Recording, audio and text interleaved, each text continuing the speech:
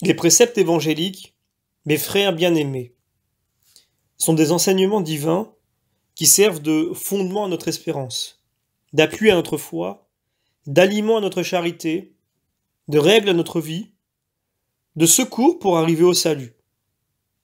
Les fidèles qui les acceptent avec docilité sont conduits par eux au royaume céleste. Dieu nous a souvent parlé par la bouche de ses prophètes, mais les enseignements du Fils sont bien plus précieux encore.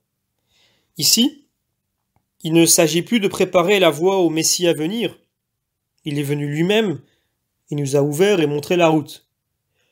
Autrefois, frappés d'aveuglement et de folie, nous errions dans les ténèbres de la mort, mais depuis, illuminés par la grâce divine, nous marchons sur les traces du Maître dans le chemin de la vie. Or, parmi les préceptes et les avertissements qu'il a laissés à son peuple pour le conduire au salut, se trouve la formule de la prière. Il nous a dit lui-même ce que nous devons demander. Après nous avoir donné la vie, il nous a appris à prier, et ce bienfait n'est pas inférieur aux autres, car, en usant auprès du Père de la prière instituée par le Fils, nous sommes plus facilement exaucés. Déjà, le divin Maître avait prédit l'époque où les vrais fidèles devaient adorer le Père en esprit et en vérité. Il accomplit sa promesse. Et nous, qui avons reçu de sa miséricorde l'esprit de vérité, nous recueillons de sa bouche l'esprit d'adoration et de prière. Or, quelle prière peut être plus conforme à la pensée divine que celle qui nous a été enseignée par celui qui nous a envoyé l'Esprit Saint par le Christ? Quelle prière est plus digne de la majesté du Père que celle qui est descendue de la bouche du Fils, qui est la vérité même? Prier d'une autre manière n'est pas seulement de l'ignorance, c'est une faute. Jésus a dit « Vous rejetez les commandements du Seigneur afin d'établir votre tradition. » Marc chapitre 7. Prions, mes frères bien-aimés, comme Dieu notre Maître nous a appris à le faire. C'est une prière agréable à Dieu que celle qui se compose de ses propres paroles. L'oraison du Christ résonne doucement à son oreille. Que le Père reconnaisse les paroles de son Fils quand nous prions. Que celui qui habite dans nos cœurs parle par notre voix. Il est notre avocat auprès du Père. Lorsque nous demandons grâce pour nos péchés, employons le langage de notre défenseur. Tout ce que vous demanderez à mon Père en mon nom, nous dit-il, vous sera accordé. Jean chapitre 16. Quel moyen plus efficace de demander au nom du Christ que d'employer sa propre prière?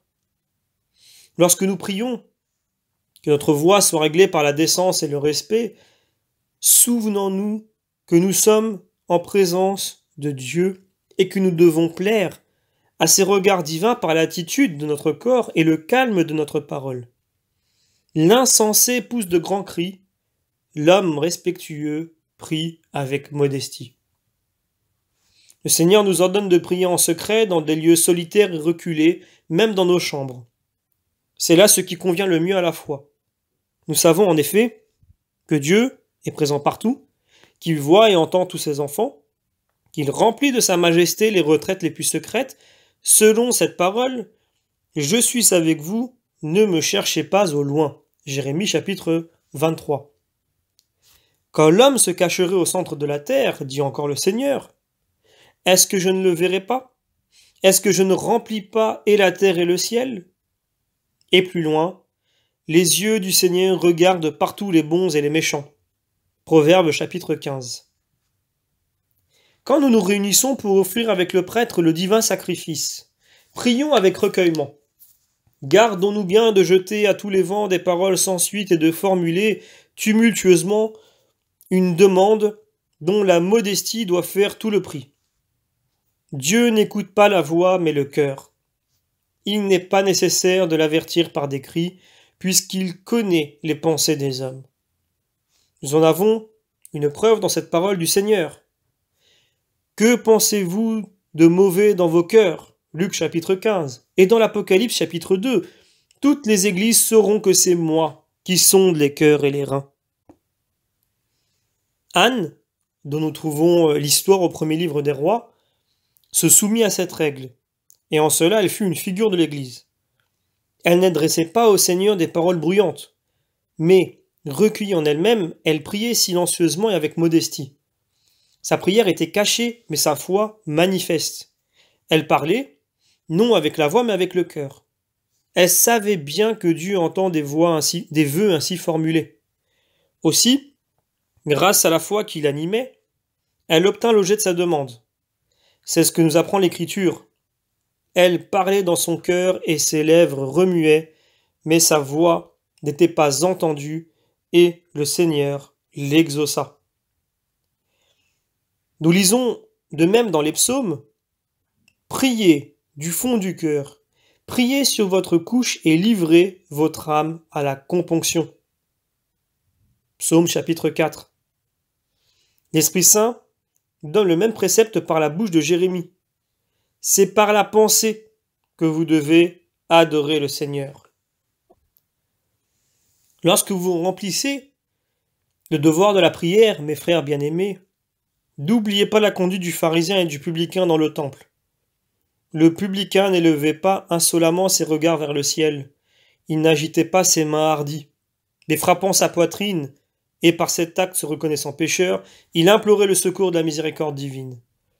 Le pharisien, au contraire, s'applaudissait lui-même. Aussi le publicain fut justifié et non pas l'autre. Il fut justifié à cause de sa prière, car il ne plaçait pas l'espoir de son salut dans une confiance aveugle en son innocence, attendu que personne n'est innocent, mais il confessait humblement ses péchés, et Dieu, qui pardonne toujours aux humbles, entendit sa voix. Mais citons plutôt le texte évangélique. 2 hommes montèrent dans le temple pour prier, l'un était pharisien, l'autre publicain. Le pharisien, se tenant debout, priait ainsi en lui-même, « Dieu, je vous rends grâce de ce que je ne suis pas comme le reste des hommes. Injuste, ravisseur, adultère, ou bien encore comme ce publicain. Je jeûne 2 fois la semaine, je donne le dîme de tout ce que je possède. » Le publicain, au contraire, se tenait à l'écart et n'osait élever ses regards vers le ciel, mais il frappait sa poitrine en disant « Mon Dieu, je suis un pécheur, soyez-moi propice. » Il se retira de sa maison justifié, mais il n'en fut pas de même du pharisien, car tout homme qui s'élève sera abaissé, et tout homme qui s'abaisse sera élevé. Nous venons de voir, mes frères bien-aimés, d'après les saints livres, quelle doit être notre attitude dans la prière. Voyons maintenant ce que nous devons demander. Vous prierez ainsi, nous dit Jésus-Christ, notre Père qui êtes dans les cieux, que votre nom soit sanctifié, que votre règne vienne, que votre volonté soit faite sur la terre comme dans le ciel. Donnez-nous aujourd'hui notre pain quotidien. Pardonnez-nous nos offenses, comme nous les pardonnons à ceux qui nous ont offensés. Ne souffrez pas que nous soyons induits en tentation, mais délivrez-nous du mal. Amen. Avant toute chose, le Dieu qui nous a si fortement recommandé la paix et l'unité n'a pas voulu que nos prières eussent un caractère personnel et égoïste. Il n'a pas voulu que, quand nous prions, que nous pensions qu'à nous-mêmes. Nous ne disons pas « Mon Père qui est dans les cieux, donne-moi aujourd'hui le pain dont j'ai besoin ». Nous ne demandons pas seulement pour nous-mêmes le pardon de nos fautes, l'exemption de toute tentation et la délivrance du mal. Notre prière est publique et commune, et quand nous prions, nous ne pensons pas seulement à nous, mais à tout le peuple. Car tout le peuple chrétien ne forme qu'un seul corps. Le Dieu qui nous a enseigné la paix, la concorde et l'unité veut que notre prière embrasse tous nos frères comme il nous a tous portés lui-même dans son sein paternel.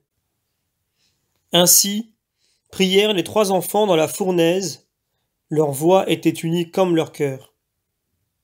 C'est ce que nous enseigne l'Écriture en les proposant à notre imitation.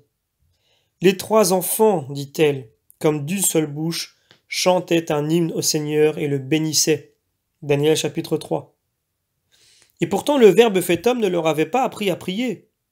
Est-il donc étonnant qu'il ait exaucé leur demande, lui qui prête toujours l'oreille à la prière de l'homme simple et pacifique?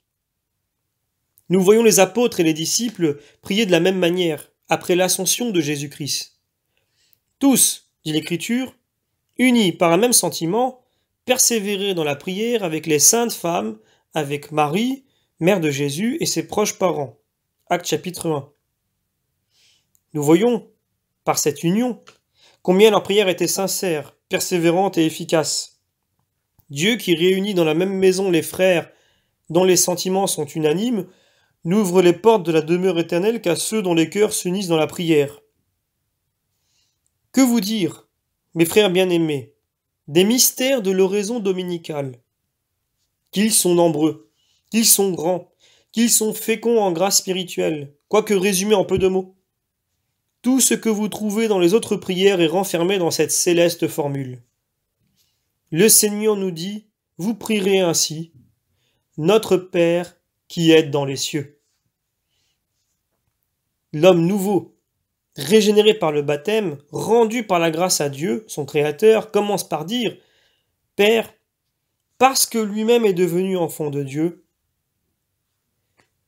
Le Verbe, dit saint Jean, est venu dans sa propre demeure, et les siens ne l'ont pas reçu, mais à ceux qui l'ont reçu et qui croient en lui, il a donné le privilège d'être les enfants de Dieu.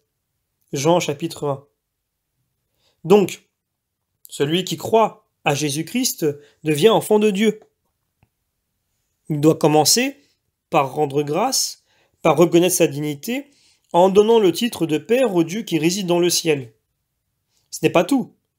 En entrant dans la vie spirituelle, il doit montrer qu'il renonce à son Père selon la chair et qu'il ne reconnaît d'autre Père que celui qui est dans le ciel. Moïse, au livre du Deutéronome, loue le courage des fils de Lévi, qui, pour être fidèles au Seigneur, dirent à leur père et à leur mère « Je ne vous connais pas » et oublièrent leurs propres enfants. Le Seigneur nous avertit de ne donner à personne sur la terre le nom de Père, car nous n'avons qu'un seul Père qui est dans le ciel.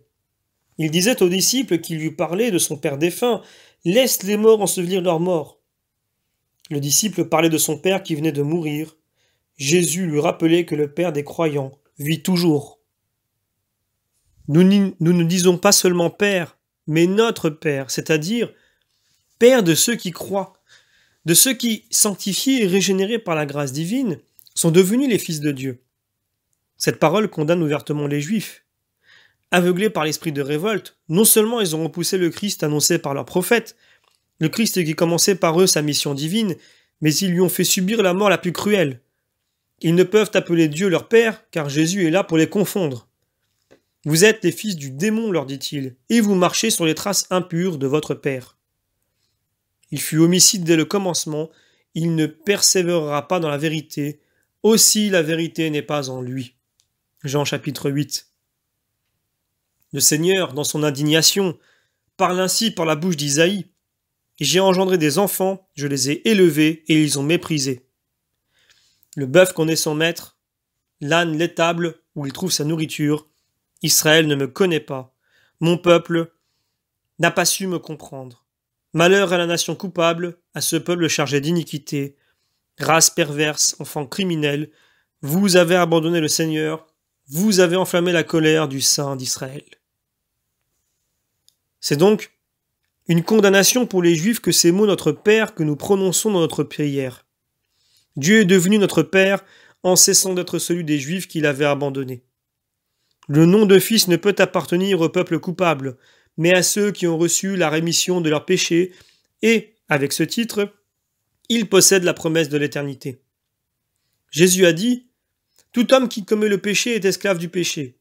L'esclave est banni de la maison de son maître, mais le Fils y reste toujours. » Quel excès de bonté et de miséricorde de la part de Dieu, mes frères. Il veut que dans les prières que nous lui adressons, nous l'appelions notre Père, en sorte que nous partageons avec le Christ la dignité de Fils de Dieu. Certes, personne d'entre nous n'oserait prendre ce titre sans la permission divine. Sachons donc, mes frères, et n'oublions jamais que, puisque nous appelons Dieu notre Père, nous devons agir comme des enfants de Dieu, afin qu'il se complaise dans ses fils, comme nous nous complaisons dans notre Père. Soyons comme les temples de Dieu, afin qu'il daigne habiter en nous. que nos actes répondent à la grâce qui nous anime, afin que, voués à une vie toute céleste, nos pensées et nos actions s'élèvent vers le ciel. C'est encore la parole du Seigneur. Je glorifierai ceux qui me glorifient, celui qui me méprise sera méprisé. L'apôtre saint Paul nous dit à son tour, « Vous ne vous appartenez plus, car vous avez été achetés bien cher. Glorifiez et portez Dieu dans votre corps. » 1 Corinthiens chapitre 6. Nous disons ensuite, « Que votre nom soit sanctifié. » Nous sommes loin de penser que nos prières puissent ajouter quelque chose à la sainteté de Dieu. Nous demandons seulement que son nom soit sanctifié en nous. Qui pourrait rendre plus saint celui de qui découle toute sainteté? Mais comme il nous a dit, « Soyez saints parce que je suis saint » Lévitique chapitre 20. Nous lui demandons chaque jour de persévérer dans cette sainteté que nous avons reçue par le baptême. Nous avons besoin de nous sanctifier sans cesse pour expier les fautes que nous commettons tous les jours. Quelle est donc cette sainteté que nous recevons de la grâce divine? Écoutez l'apôtre. Ni les fornicateurs, ni les idolâtres, ni les adultères, ni les hommes adonnés à d'infâmes passions, ni les voleurs, ni les faussaires, ni les ivrognes, ni les canolateurs, ni les ravisseurs n'obtiendront le royaume de Dieu. Vous avez été souillés dans tous ces crimes, mais vous avez été lavés, justifiés, sanctifiés au nom du Seigneur Jésus, par la grâce du Saint-Esprit. 1 Corinthiens chapitre 6. Nous avons été sanctifiés, dit l'apôtre, au nom du Seigneur Jésus, par la grâce du Saint-Esprit. Eh bien, nous prions afin que cette sainteté demeure toujours en nous. Et comme notre juge suprême recommande aux malades guéris et justifiés par lui de ne plus retomber dans le péché, de peur qu'il ne lui arrive quelque chose de pire, nous prions Dieu nuit et jour de nous conserver la sainteté et la vie que nous tenons de son infinie bonté. Ensuite, que votre règne arrive. C'est pour nous que nous demandons que le royaume de Dieu arrive, comme c'est en nous que nous désirons que son nom soit sanctifié. Car Dieu règne de toute éternité. En lui, ce qui a toujours été et ce qui sera toujours ne peut avoir de commencement. Mais quand nous prions, nous demandons ce royaume que Dieu nous a promis, ce royaume qui nous a mérité par ses souffrances et par son sang. Ainsi, après avoir subi l'esclavage du siècle, nous régnons avec le Christ comme il nous l'a dit lui-même. « Venez les bénis de mon Père, recevez le royaume qui vous a été préparé dès l'origine du monde. » Matthieu chapitre 25. On peut encore, mes frères bien-aimés, entendre par le royaume de Dieu le Christ lui-même. Nous désirons chaque jour le voir apparaître, nous soupirons sans cesse après son avènement. Comme il est notre résurrection, puisque c'est en lui que nous ressusciterons, il peut aussi être le royaume de Dieu, puisque c'est en lui que nous régnerons. C'est avec raison que nous demandons le royaume de Dieu, c'est-à-dire un royaume céleste, car il est aussi un royaume terrestre. Mais celui qui a renoncé au siècle est plus grand que les honneurs et la puissance d'ici-bas. Aussi, il ne désire pas les royaumes de la terre, mais celui du ciel. Nous devons prier continuellement pour ne pas perdre le royaume céleste, comme les Juifs à qui il fut d'abord promis. Beaucoup, dit Jésus-Christ, viendront de l'Orient et de l'Occident et prendront place avec Abraham, Isaac et Jacob. Dans le royaume des cieux, quant aux fils du royaume, ils seront jetés dans les ténèbres. Là seront les pleurs et les grincements de dents. Matthieu chapitre 8. Nous voyons, par ces paroles, que les Juifs furent les fils du royaume tant qu'ils continuèrent à être les fils de Dieu. Quand ils perdirent le nom de leur Père, ils perdirent leur royaume. Nous donc, chrétiens, qui dans la prière appelons Dieu notre Père, nous demandons que son royaume nous arrive. Et nous ajoutons, que votre volonté soit faite sur la terre comme au ciel. Nous ne demandons pas que Dieu fasse ce qu'il veut, mais de faire de nous-mêmes ce que veut le Seigneur. Mais de faire nous-mêmes ce que veut le Seigneur. Qui peut résister à Dieu et l'empêcher d'accomplir sa volonté? Pour nous, il n'en est pas de même. Comme nous trouvons des obstacles de la part du démon, nous demandons que la volonté de Dieu s'accomplisse en nous. Pour cela, nous avons besoin du secours d'en haut, car personne n'est fort par ses propres forces. Nous devons nous appuyer sur la grâce et la miséricorde du Seigneur. Cette faiblesse de l'humanité, nous la trouvons dans le Sauveur lui-même. « Mon Père, s'écriait-il, si c'est possible que ce calice s'éloigne de moi. Mais pour montrer à ses disciples qu'ils doivent toujours accomplir la volonté divine et non la leur, il ajoutait « Cependant, non ce que je veux, mais ce que vous voulez. » Matthieu chapitre 26. Ailleurs, il nous dit « Je suis venu sur la terre non pour faire ma volonté, mais celle de mon Père qui m'a envoyé. » Jean chapitre 6. Si le Fils s'est fait obéissant pour accomplir la volonté de son Père, quelle doit être l'obéissance du serviteur quand il s'agit des ordres de Dieu? Saint Jean nous y exhorte en ces termes. N'aimez ni le monde, ni ce qui y est dans le monde. Si vous aimez le monde, la charité du Père n'est plus en vous, car tout ce qui est dans le monde est concupiscence de la chair, concupiscence des yeux et ambition du siècle. Or tout cela ne vient pas du Père, mais de l'esprit du mal. Le monde passera avec sa concupiscence, mais celui qui accomplit la volonté de Dieu vivra éternellement, comme Dieu lui-même. Alors, si nous voulons vivre éternellement, faisons la volonté de ce Dieu qui est éternel. Or, la volonté de Dieu est celle que le Christ nous a manifestée en l'accomplissant. L'humilité dans notre conduite, la fermeté dans notre foi, le respect dans nos paroles, la justice dans nos actes, la charité dans nos œuvres, la sévérité dans nos mœurs. Dieu veut que nous ne fassions aucune injure au prochain, que nous supportions celles qui nous sont faites, que nous soyons en paix avec nos frères, que nous l'aimions de tout notre cœur, chérissant lui le Père et craignant le Dieu. Il veut que nous ne préférerons rien au Christ qui n'a lui-même rien préféré à nous, que nous soyons inséparablement unis à sa charité, fermement attachés à sa croix. Il veut, quand il s'agit de l'honneur et de la gloire du non-chrétien, qu'il y ait en nous cette constance qui confesse la vérité, cette fermeté qui soutient la lutte, cette patience qui, par la mort, mérite la couronne. C'est ainsi qu'on devient co-héritier de Jésus-Christ, c'est ainsi qu'on exécute ses ordres et qu'on accomplit la volonté du Père. Nous demandons que la volonté de Dieu se fasse et dans le ciel et sur la terre, car c'est de ce double accomplissement que dépend notre salut. Notre corps vient de la terre, notre esprit du ciel. Nous sommes donc à la fois ciel et terre, et nous demandons l'un pour l'autre. Et nous demandons pour l'un et pour l'autre, c'est-à-dire pour le corps et pour l'esprit, le triomphe de la volonté divine. Il y a lutte entre la chair et l'esprit. Ces deux adversaires se livrent chaque jour des combats, en sorte que nous ne faisons pas toujours ce que nous voulons. L'esprit cherche les choses du ciel, la chair les choses de la terre.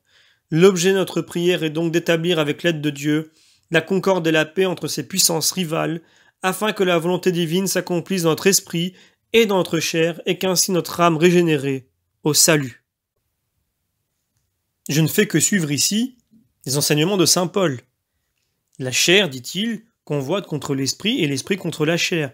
Ils sont en lutte, l'un contre l'autre, en sorte que vous ne faites pas toujours ce que vous voulez.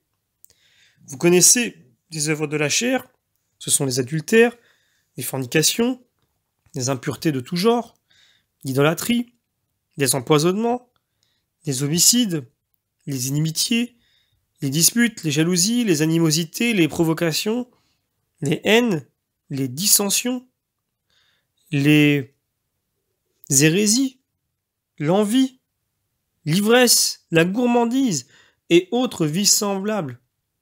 Or, je vous préviens, comme Jésus l'a fait, que ceux qui tombent dans ces iniquités ne posséderont pas le royaume de Dieu.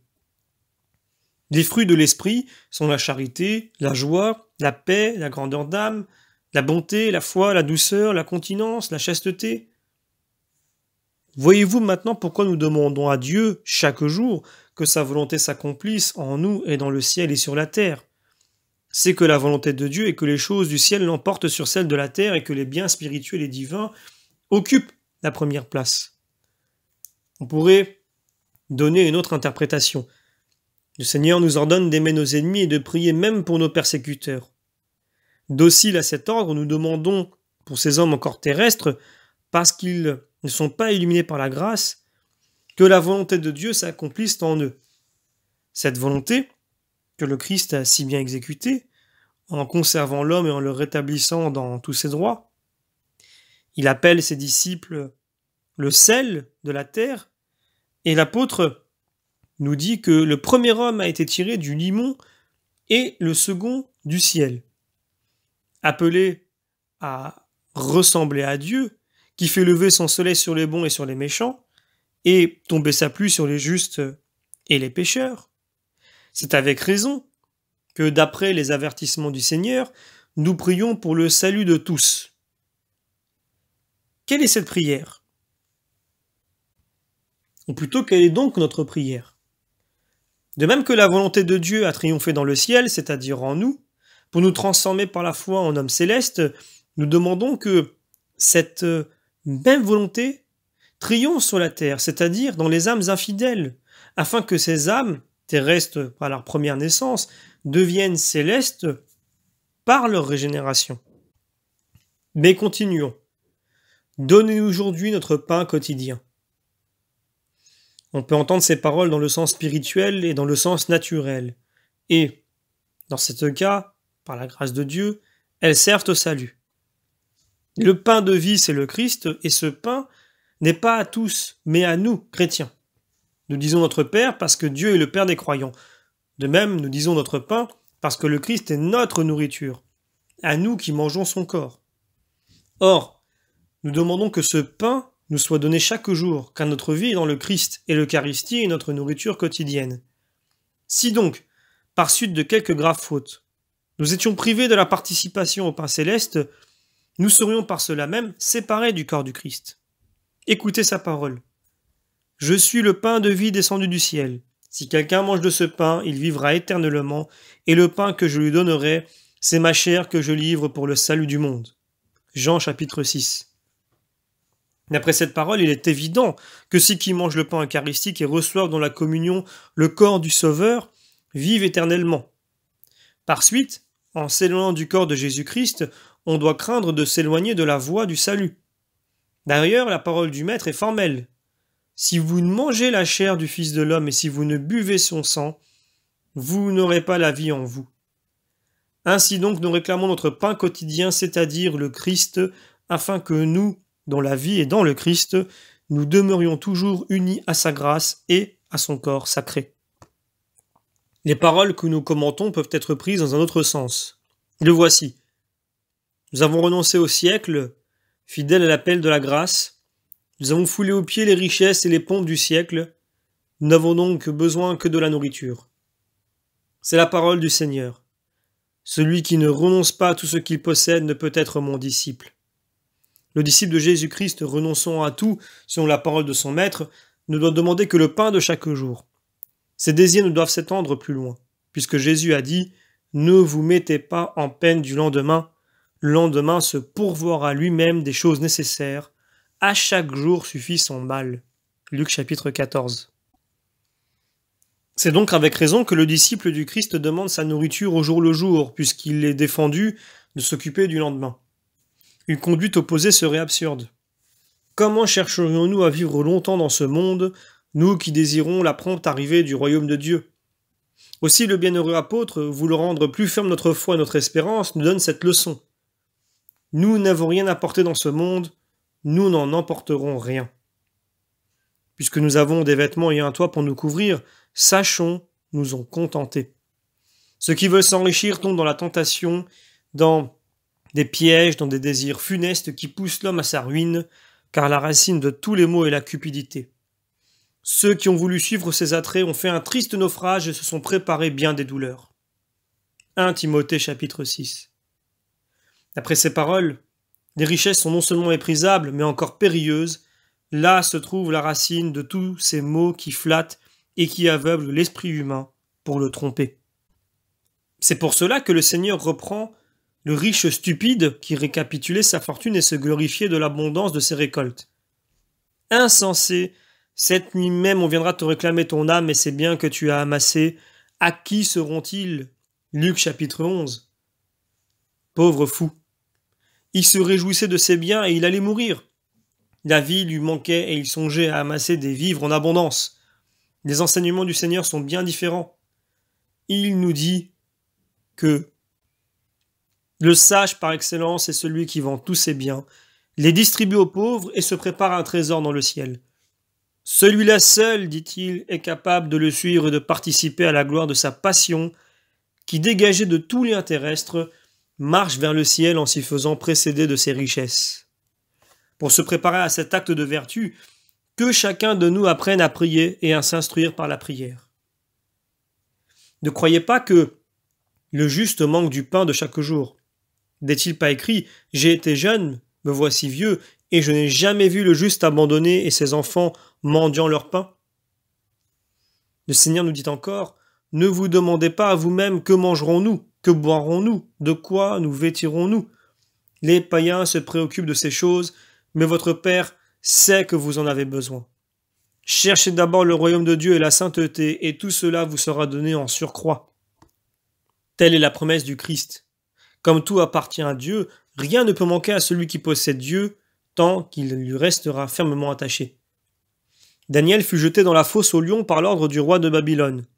Dieu lui envoya sa nourriture, et l'homme de Dieu mangea tranquillement au milieu des bêtes qui, malgré leur faim, n'osaient se jeter sur lui. Et lui, fuyant dans le désert, fut sauvé par des corbeaux qui lui apportaient sa nourriture. Ô détestable cruauté de la malice humaine! Les bêtes féroces épargnent un prisonnier, les oiseaux nourrissent un fugitif, et les hommes se dressent dans des embûches et exercent leur fureur les uns contre les autres. Nous prions ensuite pour obtenir la rémission de nos péchés. Pardonnez nos offenses comme nous pardonnons à ceux qui nous ont offensés. Donc après le pain de chaque jour, nous demandons le pardon de nos péchés afin que, nourris par Dieu, nous vivions en Dieu.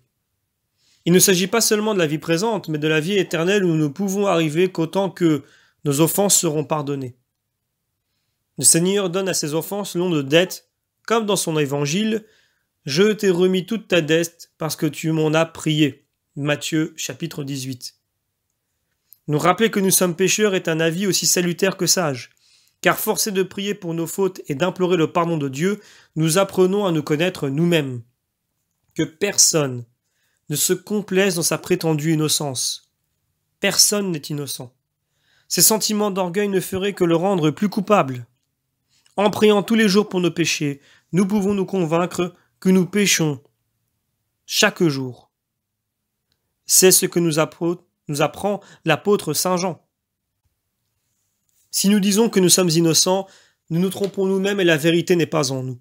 Si nous confessons nos péchés, Dieu est fidèle et juste, il nous les pardonnera. 1 Jean chapitre 8. L'apôtre a réuni dans son épître ces deux vérités, que nous devons prier pour nos péchés et que nous en obtenons le pardon par nos prières. C'est pour cela qu'il nous a dit que Dieu est fidèle à remettre les péchés. Ainsi il nous rappelle la promesse divine. Car c'est Dieu qui, en nous disant de prier pour nos fautes, nous promet la miséricorde et le pardon. Cependant, mes frères, Dieu ajoute à sa promesse une condition. Il veut que nous demandions le pardon de nos offenses comme nous pardonnons à ceux qui nous ont offensés. Il nous montre par là que nous ne pouvons obtenir notre grâce qu'autant que nous nous montrons miséricordieux envers nos débiteurs. Aussi, il nous dit dans l'Évangile, « On se servira à votre égard de la mesure dont vous aurez usé envers vos frères. » Le serviteur qui, après avoir reçu de son maître la remise de sa dette, ne voulut pas user de la même condescendance envers son compagnon d'esclavage qui fut jeté en prison. Par sa dureté, il perdit ce que son maître lui avait généreusement accordé. Le Seigneur insiste plus fortement encore sur ce point. Lorsque vous voudrez prier, dit-il, si vous avez quelque chose contre quelqu'un, pardonnez-le, afin que votre Père céleste pardonne aussi vos péchés. Si vous ne pardonnez pas vous-même, votre Père qui est dans le ciel ne vous remettra pas non plus vos péchés. Matthieu chapitre 11. Il ne vous restera aucune excuse au jour du jugement, car vous serez jugés d'après votre propre sentence, vous serez traités comme vous aurez traité les autres.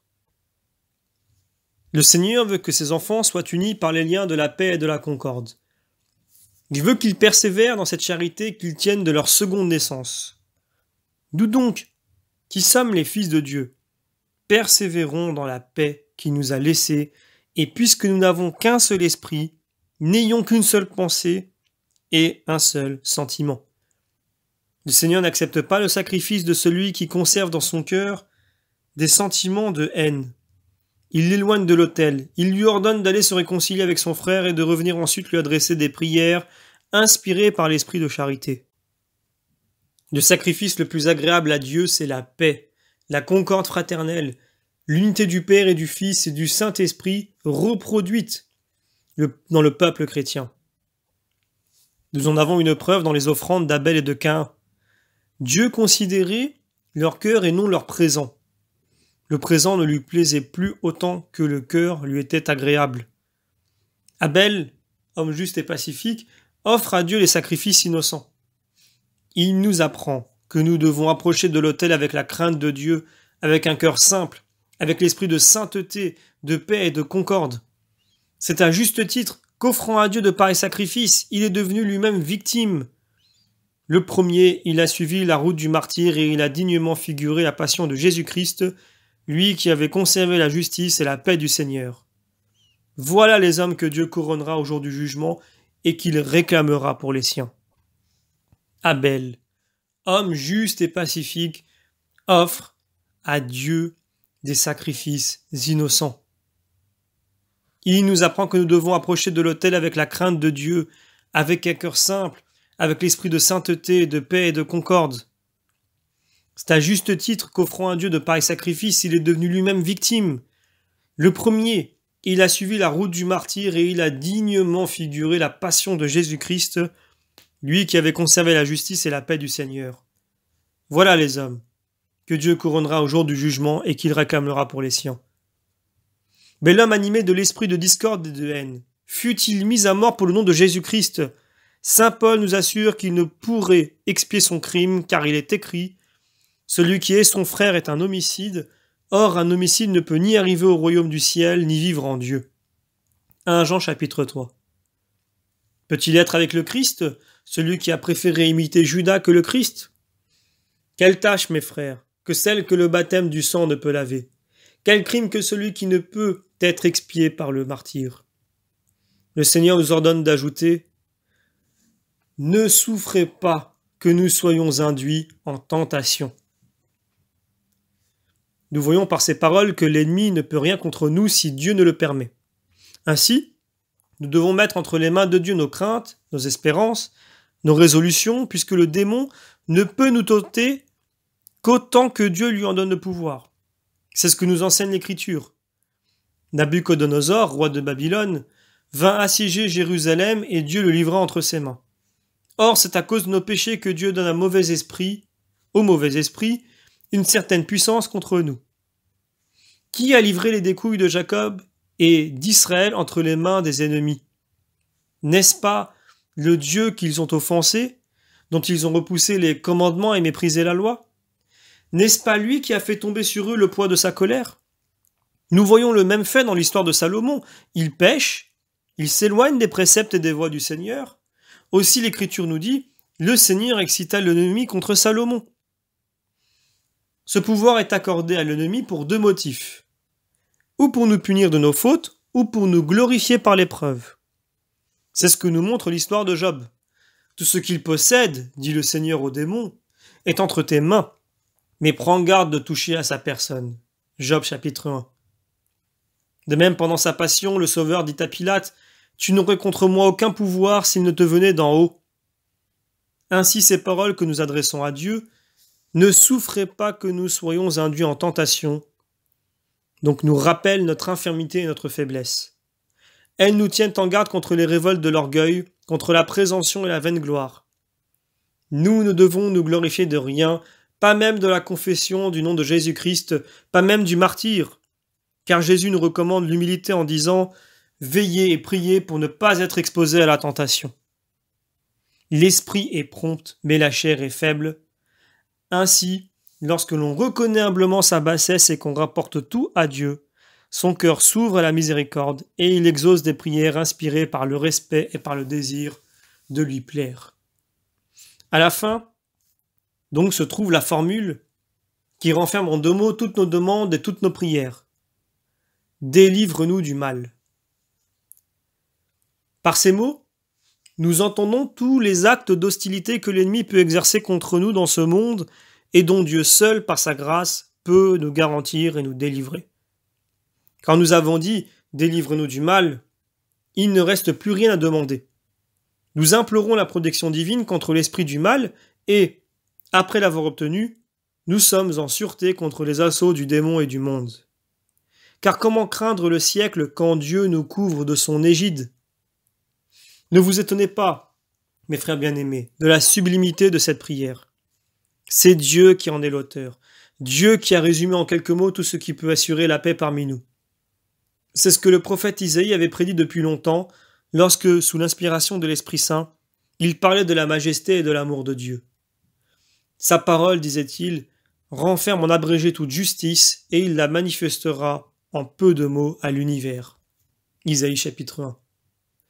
Car son Verbe, notre Seigneur Jésus-Christ, est descendu sur la terre pour nous tous. Il a réuni sous une même loi les savants et les ignorants, et il a donné à tout sexe et à tout âge les leçons du salut. Ce n'est pas assez. Il a groupé, comme en un faisceau, tous ces enseignements, pour ne pas charger la mémoire des fidèles, mais pour leur apprendre rapidement ce qui est nécessaire à une foi simple et sans étude. Ainsi, quand il voulut nous enseigner ce qu'est la vie éternelle, il exprima ce mystère avec une concision toute divine. La vie éternelle consiste à vous connaître, vous, Dieu unique et véritable, et celui que vous avez envoyé, Jésus-Christ. Jean chapitre 17. De même, quand il voulut recueillir dans la loi et les prophètes les préceptes essentiels, « Écoute Israël, dit-il, ton Dieu est un Dieu unique. Tu aimeras le Seigneur ton Dieu de tout ton cœur, de tout ton esprit, de toutes tes forces. » Dans ces deux préceptes sont renfermés toute la loi et les prophètes. Marc chapitre 12.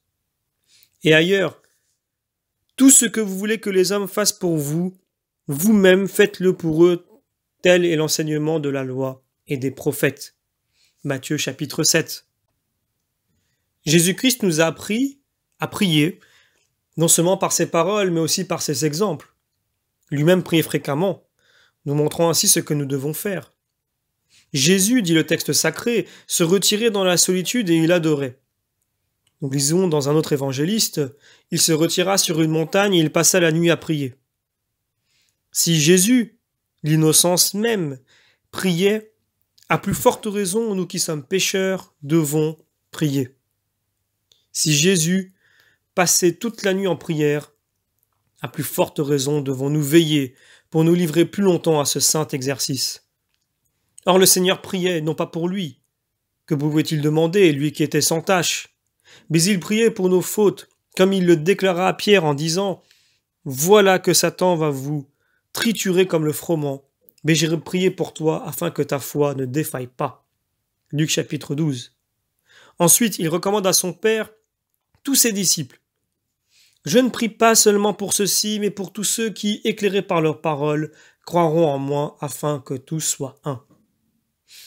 De même que vous, mon Père, vous êtes en moi et que je suis en vous, puissent-ils eux aussi ne faire qu'un avec nous. » Jean chapitre 17. Quelle bonté de la part de notre Dieu!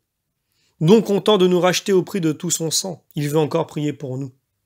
Or, voyez quel est le but de sa prière. Comme le Père et le Fils ne sont qu'un, il veut que nous aussi, nous persévérions dans l'unité. Vous pouvez comprendre par là quelle est la faute de celui qui détruit l'unité et la paix. Le Seigneur a prié pour la conservation de ces liens si précieux parmi son peuple. Il voulait que l'union la plus étroite régnât parmi les fidèles, car il savait bien que la discorde ne peut avoir accès au royaume céleste. Quand nous commençons notre prière, mes frères bien-aimés, veillons sur nous-mêmes et occupons-nous uniquement de l'œuvre que nous accomplissons. Éloignons de notre esprit toute vue, charnelle et mondaine, et ne pensons qu'à l'objet de notre demande. Aussi, avant la prière solennelle, le prêtre prépare les esprits en chantant la préface.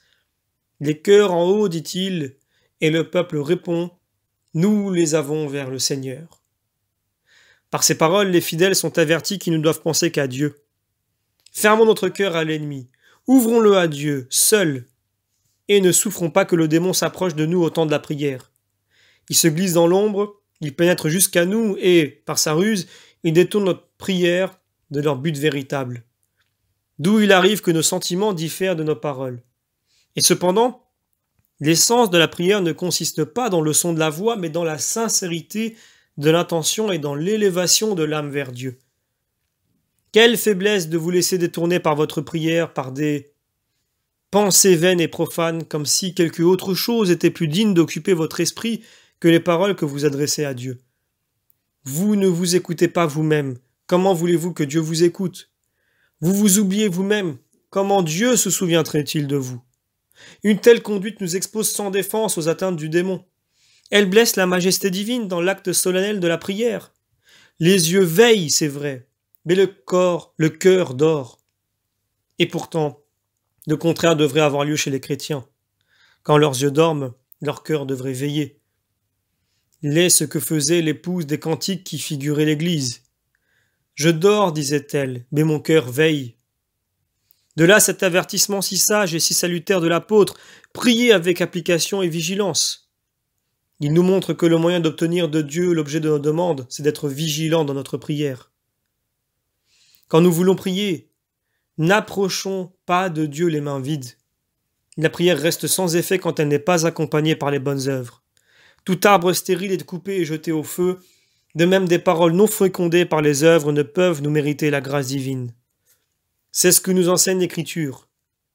La prière, accompagnée du jeûne et de l'aumône, est agréable à Dieu.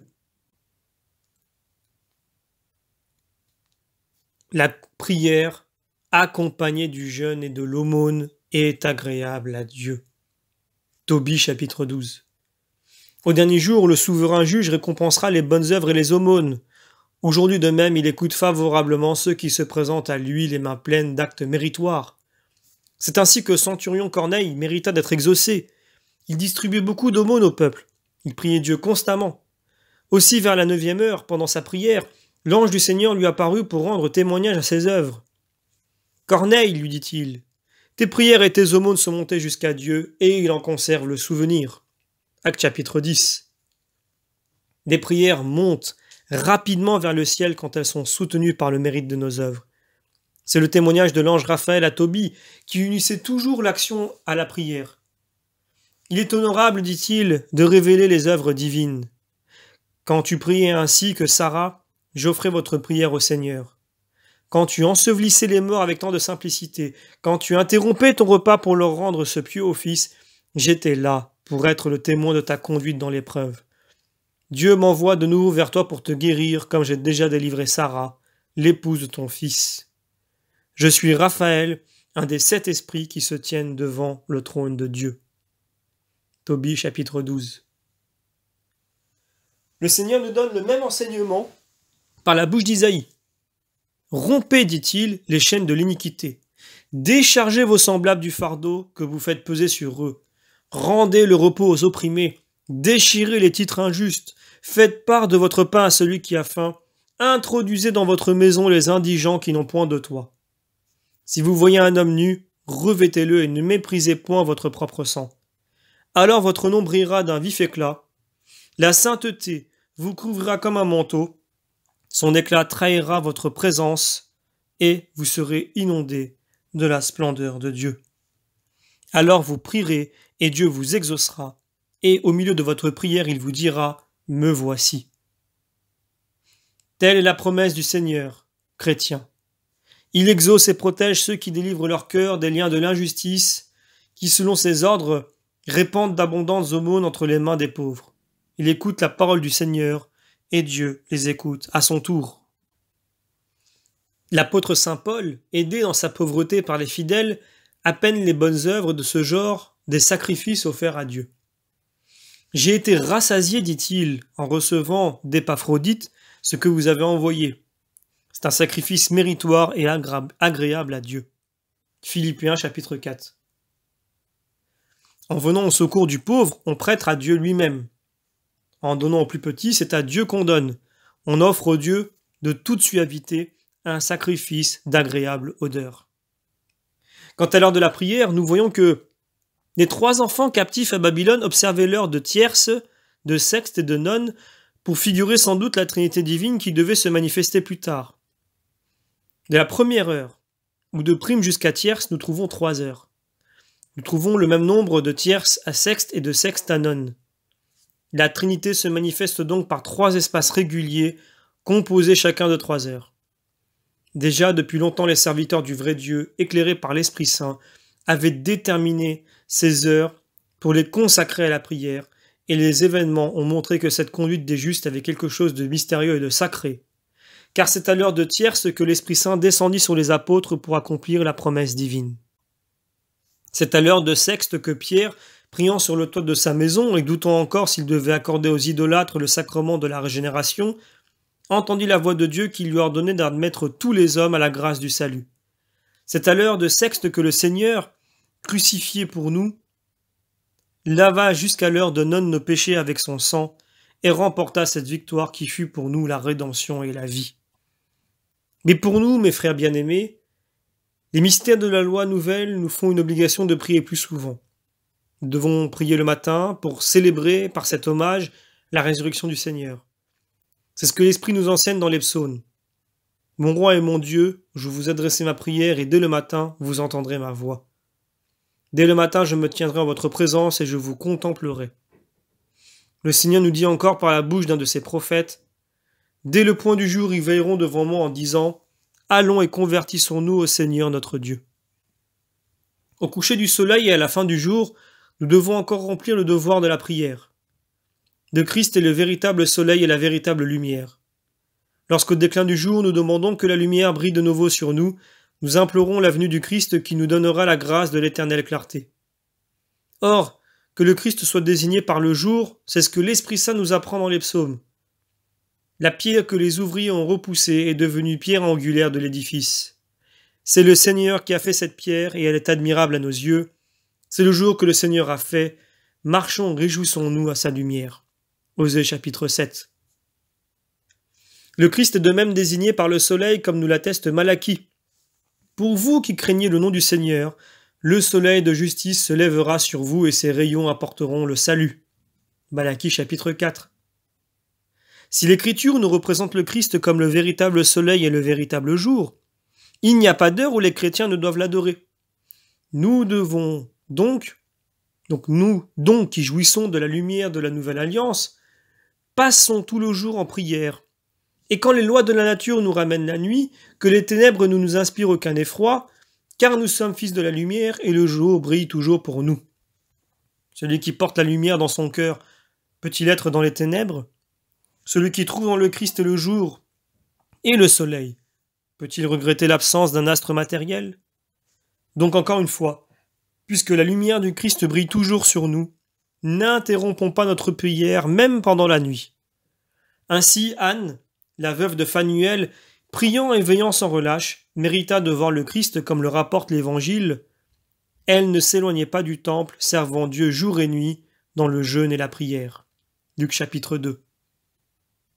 Les gentils qui n'ont pas encore été éclairés, ou les juifs déserteurs de la lumière qui sont restés dans les ténèbres, peuvent ignorer ces vérités. Pour nous, mes frères bien-aimés, qui sommes toujours dans la lumière du Seigneur et qui nous rappelons la dignité où nous élève la grâce divine, ne mettons aucune différence entre le jour et la nuit.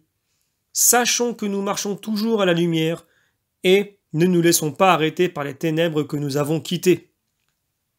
Dans la nuit, ne suspendons pas nos prières, acquittons-nous-en avec le même soin. Rendus par la grâce de Dieu et par notre seconde naissance à la vie spirituelle, commençons sur la terre la vie du ciel. Là, sans craindre la nuit, nous posséderons le jour véritable. Veillons donc ici-bas comme si nous étions toujours dans la lumière. Au ciel, nous prierons toujours nous rendrons à Dieu des actions de grâce. Agissons de même sur la terre, et que nos prières et nos actions de grâce ne cessent jamais.